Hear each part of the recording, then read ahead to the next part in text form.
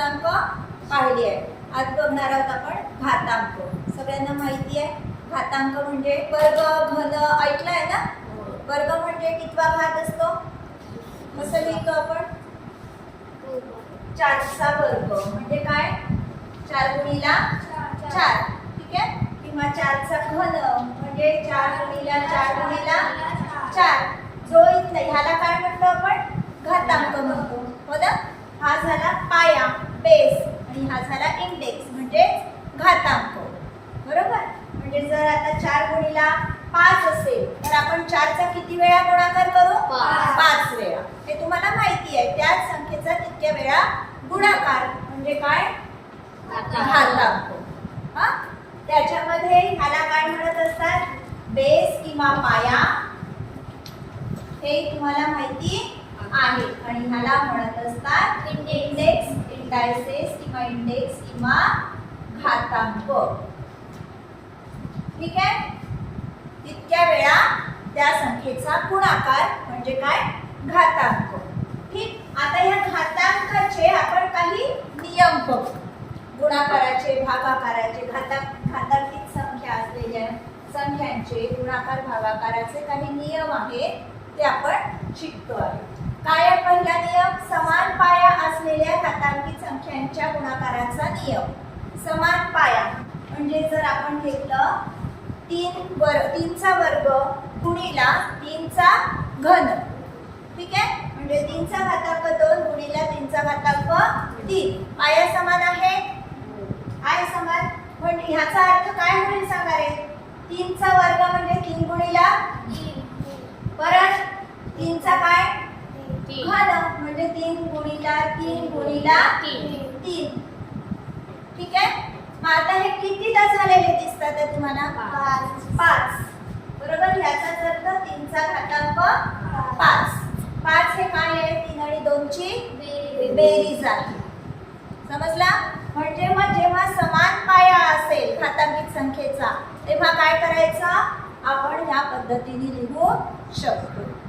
समान पाया असलेल्या घातांकित संख्यांच्या घातांकाची काय करायची, बेरीज करायची.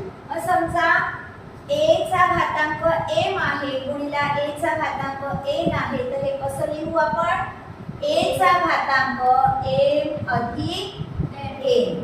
हे आपला झाला हा पहिला नियम तयार. काय, समान पाया असताना काय करायचं, घातांकांची काय करायची, बेरीज करायची. केव्हा, जेव्हा गुणाकार करायचा असेल तेव्हा, ठीक आहे.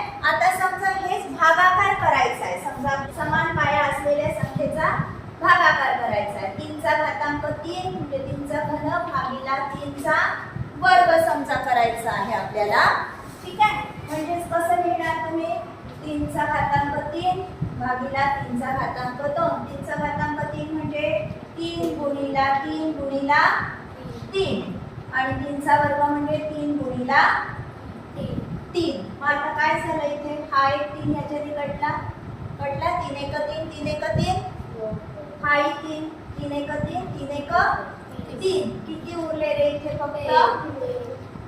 फक्त 3 उरले. म्हणजे किती वेळा उरला, 3, एकच वेळा उरला. हा, काय झालेली दिसते तुम्हाला, 1 म्हणजे 3 आणि 2 ची वजाबाकी आहे. किंवा आणखीन एखादी संख्या घेऊन पहा, 3चा घातांक 5 भागिला 3चा घातांक 3. 3 गुणिला 3 गुणिला 3 गुणिला 3 गुणिला 3 भागिला 3 गुणिला 3 गुणिला 3, 3, ठीक आहे. हे 3 कटले, 1 2 3, किती राहिले, फक्त 3चा वर्ग. आणि तुम्हाला माहिती आहे 5 आणि 3 ची वजाबाकी ही काय असते, 2 असते, समजला. गुणाकार करायचा असला की आपण काय केली होती, घातांकांची बेरीज. भागाकार असताना काय करायची आहे, समान पाया असलेल्या घातांकित संख्येच्या घातांकांची काय करायची आहे, भागाकार करताना वजाबाकी. a चा घातांक m गुणिला a चा घातांक n असेल तेव्हा आपला नियम a चा घातांक दोन्ही घातांकांची बेरीज, ठीक आहे. आता ह्याचा काय झाला, मग भागाकाराचा. a चा घातांक m आहे भागिला a चा घातांक n आहे, तर काय होईल आपलं, a चा घातांक घातांक m वजा n. ठीक आहे. जेव्हा भागाकार करायचा असेल तेव्हा. तर बघू आपण घातांकित संख्येच्या घाताचा नियम. घातांक आहे 3 चा घातांक 2 घेऊ समजा. ठीक. घातांकित संख्येचा परत आणखीन एक घात. ठीक. घातांकित संख्येचा तिसरा घात म्हणजे 3 चा वर्ग त्याचा पूर्ण घन. ठीक. काय होईल याचं उत्तर? 3 चा वर्ग किती वेळा? 3 चा वर्ग? 3 वेळा. बरोबर ना? कारण 3 च्या वर्गाला परत घात दिलेला आहे 3, म्हणून आपण 3 चा वर्ग किती वेळा लिहू? 3 वेळा लिहू. आता तुम्हाला माहिती आहे समान पाया आहे. मग काय करू? या तिन्हींची काय करू? बेरीज करू. 2 अधिक 2 अधिक 2 6. ठीक आहे. घातांकित संख्या आपण पहिले जितका घात आहे वरचा तितक्या वेळा लिहिली आणि म्हणजेच तुम्हाला हा नियम माहिती आहे पहिला की समान पाया होता तर आपण तिन्हीची काय केली होती? बेरीज केली होती. म्हणजे 2 अधिक 2 अधिक 2 आणि काय झालं होतं? 3 चा घातांक 6 म्हणजे 3 गुणिला 2 6. ठीक आहे. एखादा अजून करून पहा. 2 चा घातांक म्हणजे 2 चा वर्ग त्याचा परत वर्ग. 2 चा वर्ग किती वेळा? 2 वेळा. करा. 2 चा घातांक 2 चा वर्ग किती? 4 गुणिला परत 2 चा वर्ग 4. 4 चोक 16. ठीक. आता समजा आपण याची दोन्हीचा गुणाकार केला. 2 चा घातांक काय येईल? 4. बघा आता 2 गुणिला 2 गुणिला 2 गुणिला 2 म्हणजे किती आले रे? 16 आले. मग घातांकित संख्येच्या घाताचा काय नियम आहे? दोन्ही घातांचा काय करायचा? गुणाकार करायचा. a चा घातांक m आणि होल पूर्ण संख्येचा घातांक n असेल अशा वेळेस काय करायचं? a चा घातांक m गुणिला n म्हणजेच a चा घातांक m. आता बघू आपण संख्यांच्या गुणाकाराच्या घाताचा नियम. म्हणजे एखादी गुणाकार तुम्हाला दिलेला आहे समजा 3 गुणिला 2 आणि याचा घात दिलेला आहे 2. काय करा तुम्ही? 3 गुणिला 2 किती? 6. 6 चा वर्ग म्हणजे 6 गुणिला 6 किती? 36. आणि आता समजा हा दोन्हीला वेगवेगळा लावून पाहिला. 3 चा वर्ग गुणिला 2 चा वर्ग ह्याचं उत्तर काय येतं बघा? 3 त्रिक 9. 2 चा घातांक 2 म्हणजे 2 चा वर्ग 4 म्हणजेच आलं दोन्हीचं उत्तर 9 चोक 36.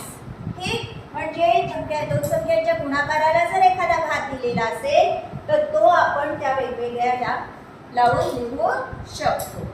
ठीक आहे. कोणत्याही पद्धतीने केलं तरी आपलं उत्तर आपल्या घातांकाचं सेम आलेलं आहे. मग काय नियम तयार होईल?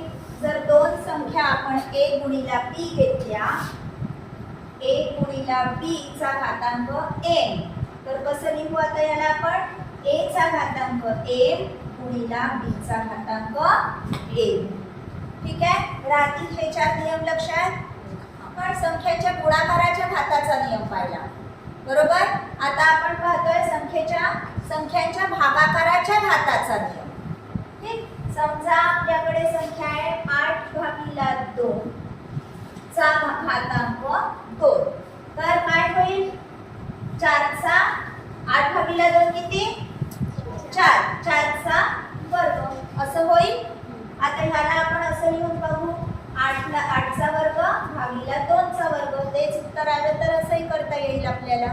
बरोबर. 8 चा वर्ग 64. 2 चा वर्ग 4.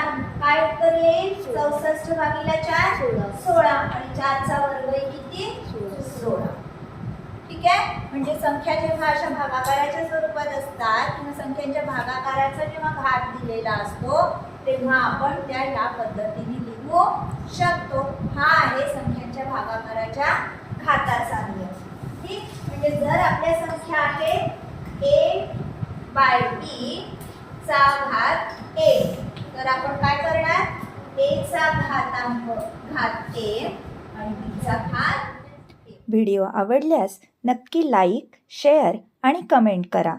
आणि हो, सबस्क्राईब केलं नसेल तर अवश्य सबस्क्राईब करा, म्हणजे मी नवीन अपलोड केलेल्या व्हिडिओजचे तुम्हाला नोटिफिकेशन्स मिळतील. धन्यवाद.